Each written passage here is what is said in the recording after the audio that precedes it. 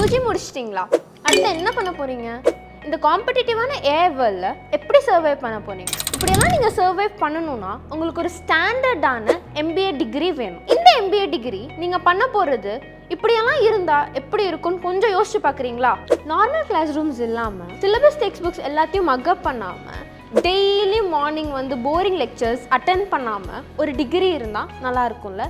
S, because இப்போ இருக்கிற industrial ஸ்டாண்டர்ட்ஸில் யாரும் வந்துட்டு உங்களை மார்க்ஸ் அண்ட் தியரிஸ் பேஸ் பண்ணி ஜட்ஜ் பண்ண போகிறது கிடையாது.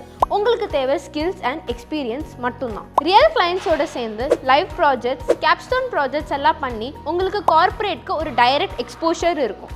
அது மட்டும் இல்லாமல் ஏஷியா அப்புறம் யூரோப் போய் அங்கே இருக்கிற ஸ்டூடெண்ட்ஸ் கூட இன்ட்ராக்ட் பண்ணி எம்பிஏவை நெக்ஸ்ட் லெவலில் படிப்பீங்க.